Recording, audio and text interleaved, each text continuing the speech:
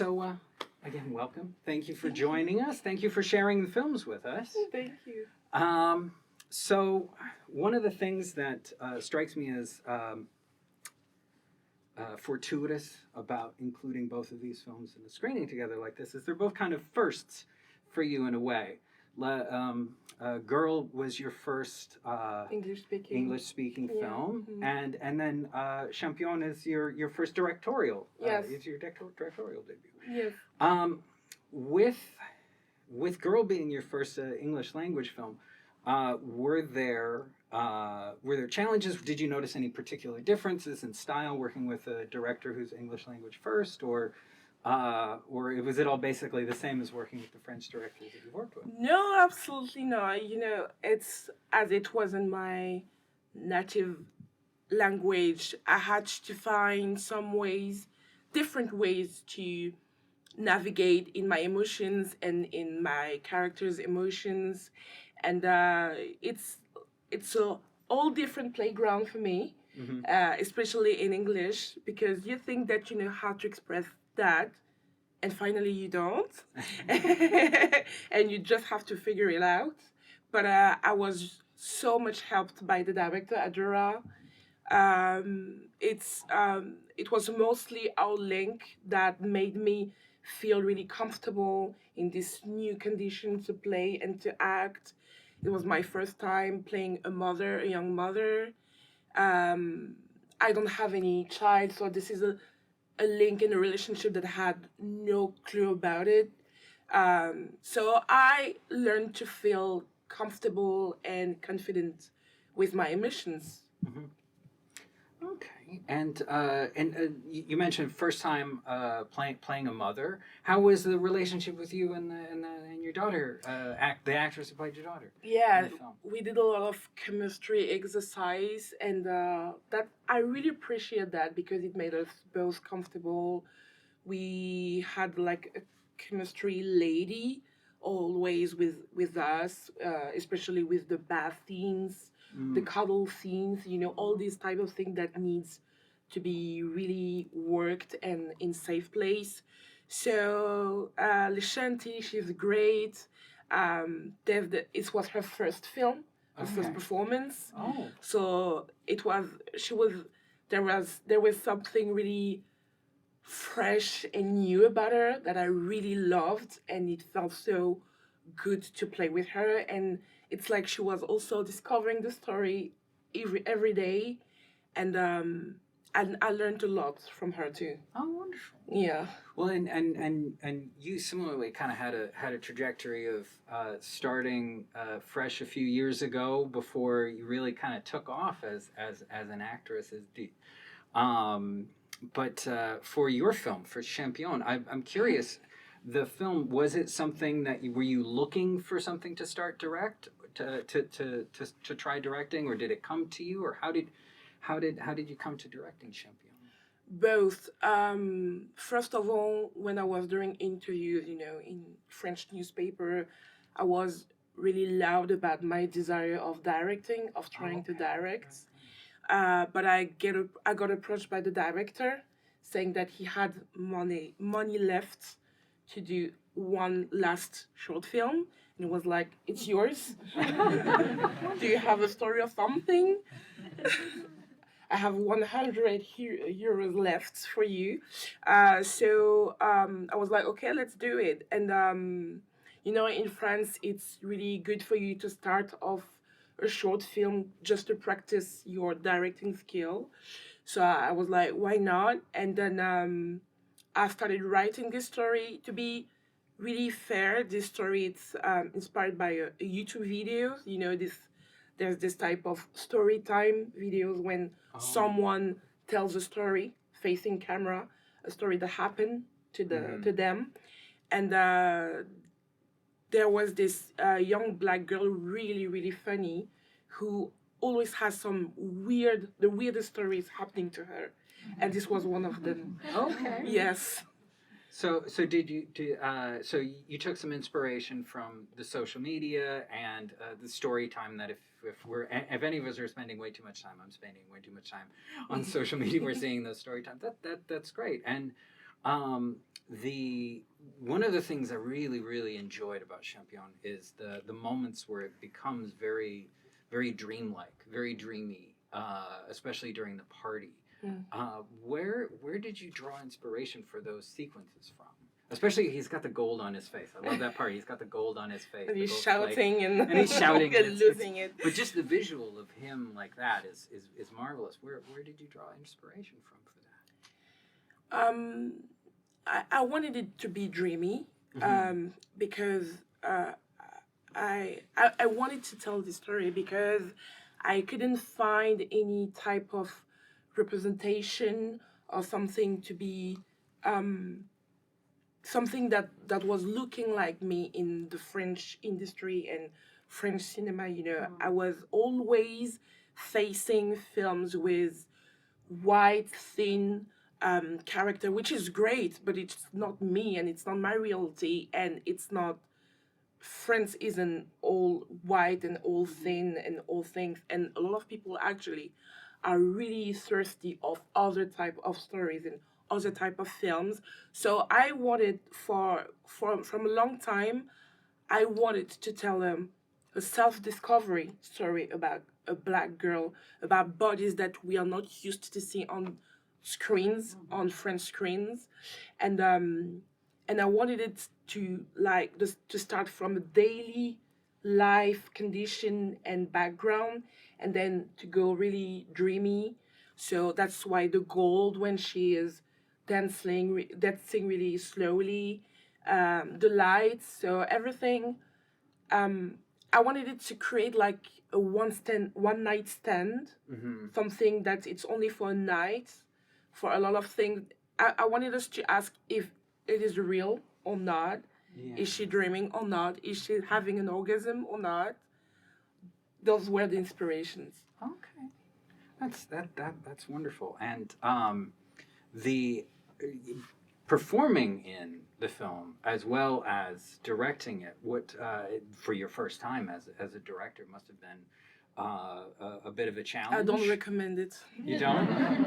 I don't. No, I mean I recommend it, but I was lucky because my cinematographer was great as well as my assistant. But it's really, really, really, really hard. But I was lucky because as I'm an actress, and so I knew what I wanted, performances wise, and so it was easier in that way. But sometimes I was like, when I was looking at the screen, I was like, why am I playing in it? I just want to stay out of it and just looking and be always just watching them and directing them from the outside. So sometimes I regretted that decision, but I still don't recommend it. But it was great, and I could test it myself. Yeah. It can be a little bit difficult to have that overview as the director Yes. while you're also deep in it. Yeah, And have to be emotionally raw like that as an actor. That's why you had to trust the crew and trust your cinematographer and your assistant, because I had spoke to them about my vision a lot during the preparation. So especially in those conditions, you have to trust them, to trust that they know your vision, that they understand it, and that you just have to let it go, which is really hard to let it go as a Sagittarius, but do we have any questions in the audience? They can be about being a Sagittarius. Yes, sir. I just want to ask you something because you mentioned about directing and acting at the same point. I just want to know, like, which actually are you actually into, like directing or acting more? And it's also like easy for you, like, to express like your vision for the actors, how it goes from like perspective as a director, or just like you mentioned as an actor. So I don't know how to say it, but I would say that being an actress made it more easier to express my vision to the actors and to my fellow actors, because I knew how they felt, I knew their limits, and I knew what I wanted for sure. I'm writing right now. I'm writing my long feature, So I have desires of directing. I won't do it my whole life, no, but I think that directing makes me understand a lot about acting, about how to watch people, how to look at other people's desire to film other people. So I think I will advise all the actors and actresses to direct just once. Yeah. Would you suggest that directors should try acting as well? Or should we save the world from our Let's save the world. Yeah, let's save the world. we should all try a little bit of everything so we understand the whole process. I think we should try sound. It's really, really hard to be to work on sound, camera too, and makeup too. Okay. Any other questions in the audience? Yes, you, sir. And girl, was your daughter as a result of being raped because you were in the field, or was it were you a sex worker because you were wearing that glitter? It was kind of ambiguous. Yes, no. Actually, it's from a rape trauma. It's she has memories coming. Being in that field, was that the scene where she was raped? When she was in the field. Yes, she is in Congo. When she has those memories are in Congo. It results from past traumas, from rape traumas. So no, she wasn't a sex worker. And then you had a question. I do want to make one statement, which is extraordinary performance. Thank you. And so the question I have is, how much rehearsal time did you have before actually filming? And the reason I ask is because you conveyed so much emotion without necessarily needing to speak. And the story became quite clear as it unfolded. And so I'm just curious, how much preparation did you have? How much rehearsal time did you have before you started filming? So I think we had a month and a half. We took that time to get to know each other with Lashanti and to create an intimacy that we'll be both comfortable in. And what I really loved about Adura, the director, is that you're talking about the silence, and this is what she made me work on. It's being emotional in silence, being loud silently. And this is something that I really, really enjoyed because grace is more powerful in a silence. And I needed to get comfortable in being silent too, because actors, we like to just talk and to try to fill the void.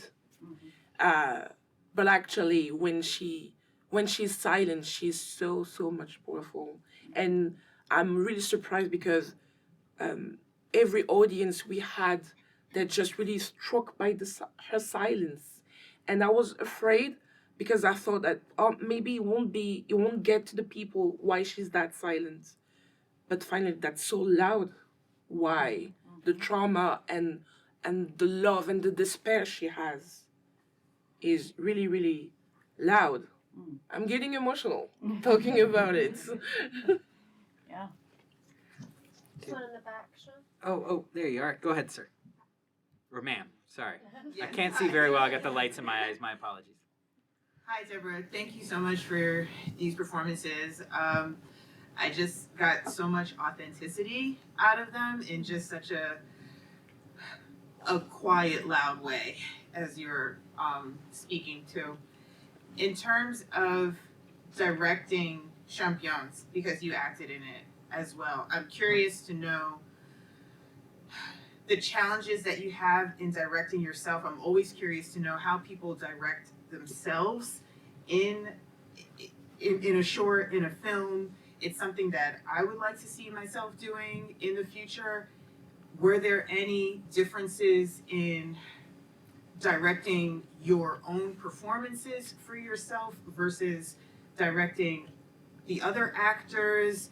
Is it a matter of you just looking back at the dailies and just tweaking things that you saw that you didn't see? I'm curious if you can expand more on how you direct yourself, and if you had assistance, if you had another set of eyes looking at your performance to give you feedback.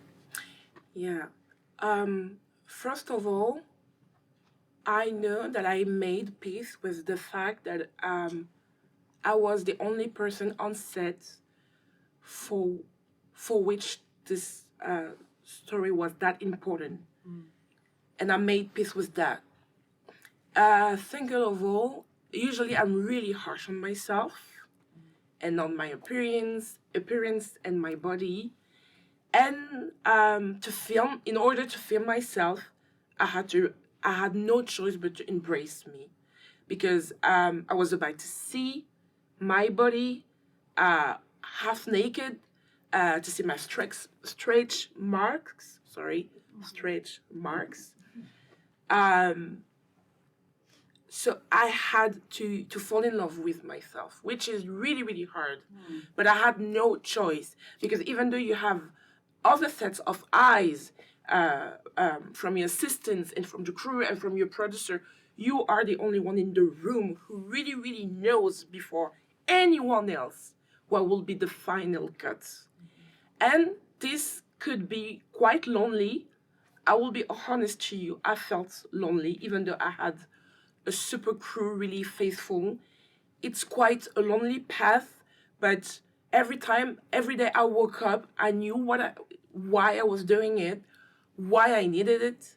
And so I had to trust myself, and sometimes I had to let it go in order to trust other people, because trusting other people's eyes helped me.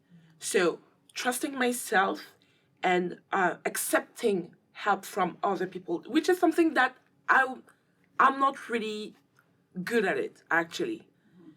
But I needed to do that because it's really lonely. I won't hide it to you. It is. And sometimes you could doubt yourself and doubt what you're talking about. But I really, really needed to just believe what I was creating and believe why. And sometimes I had to remind myself when I was in my room, in my bedroom, alone, writing it, why I want to talk about it, why I want to talk about this girl with this body, with this skin color, why I need that. And keeping this little voice actually helps you a lot. But it's lonely, it's hard. And I remember there's a day when I was so angry, so angry. And there's the thing is, when you're the director, you're supposed also to protect the crew and the cast. You can just blow out. So I went back in my car, I drove, I parked, I yelled so much in my car, but no one could hear me. And that's where I realized that, okay, I'm lonely, but I got this. So it's not the easiest thing to direct yourself, but it's so healthy, actually. Yeah. Do we have? Is it clear? Is All it the way in the Yeah. back. Yeah, there's one on the back row there. I see you. Can you hear me? Yeah. Speak up just a little bit. Okay. My question is, how has playing the diverse roles you played, as well as directing your own film, contribute to your perspective on film as a whole?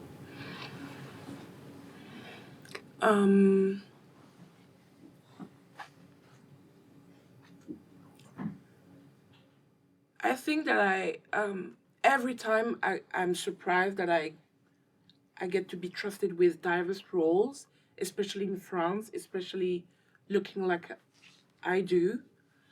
But I believe I have faith and hope, and there's a lot of people like me who wants to change things and wants to change the narratives that we used to see.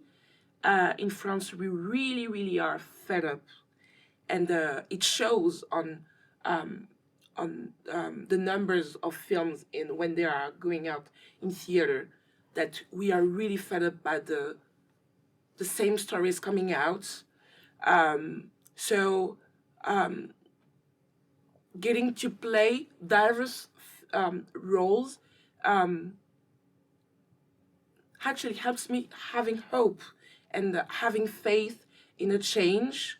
And also it made me really, really sure about one thing, is that you can tell story with Black people and still be, it still can be, okay, I will mispronounce that name, that word, but I will try. Relatable. Relatable. It's a weird word. It's so hard. So hard. And I think, the young lady there. I'm just curious if there is a specific character or a role that you've been dreaming to do or you really wish to do and when did you start or figure out you want to be an actress? Or, you loved it since you were young, or you just figured out when you grew up? My dreamed role would be, I think, a nun. Really, yep. A nun. No, actually, it all started with the first film I played in, which is Divines. I was 19, and I had no clue about any cinema or playing stuff. I was just going to college and worrying about nothing else. You're a great actress, like. Sorry? No, I'm saying you're a great actress. Oh, thank you. Yeah, seriously. It shows like you're really experienced, like you've been practicing this forever, or you've been like, I think you're just naturally talented then. Oh. But to be honest, after my first film, I actually went to a national drama school. Mm-hmm. But before, I never, practiced. And I think in my first film, I was really well directed. And I got really lucky, actually. But I don't know, maybe when I was little, I dreamed about it, and then I forgot, and I went on with my life, and then it came back to me. I don't know, but thank you so much. I think we're all happy you came back to it. I think we all get to watch you perform. Thank you. All right, last one. So how did you get chosen for that first role? So it wasn't something you were looking for, right? I was bored in college, actually. I wanted to be a literature teacher. But I got bored, and I was looking for, I wanted to get some money, so I was looking for extras, Oh, yeah. on internet, to see some extras on films. Mm-hmm. And then I saw this announcement. They were looking for a Black curvy girl my age. I was like, why not? I applied. I sent a really, really rough email, just my numbers, a really old photo, and I just forgot about it. I got called back 2 weeks later for a first callback. And then it went on for 9 months. I did this casting 9 months. Callbacks, and finally got the role. So this is how it happened. My fellow French actor will tell you that it usually don't happen that way. That I was really lucky, but this is how it started. These folks all got to see Championne and Girl, but if they wanted to tell other people how they could see it, do you know how other people might be able to see these films in the future yet? I think you'll need to buy a VPN, because I don't see how. Actually, I don't think that in the US Not you can. that available. No. So, all right, you guys got a special one here. Oh, they're going to be streaming. Where? I don't know, but it has a US distributor. Okay. So, Oh, I didn't know about it. Well, soon. some Keep an ear streaming out. platforms in the future. Keep an ear out on streaming. Tell all your friends. But where can we? Is there anywhere people can keep up with what you're doing? Social media or anything like that? I shut down all my social media, but I will be back soon. So Instagram, I will be back soon. Just So- type my name. During 2024, I will So reactivate my accounts. at breakfast every morning, type in her name on Instagram. If she comes up, follow her. Happy Keep almost up with the birthday. next thing. Yeah, it's I see. next Monday. Yep. Oh, happy birthday. Yes. We're very fortunate to have had you. Thank you very Yeah. much Thank for joining you. us. Let's give another round of applause for Deborah and the films. Thank you all for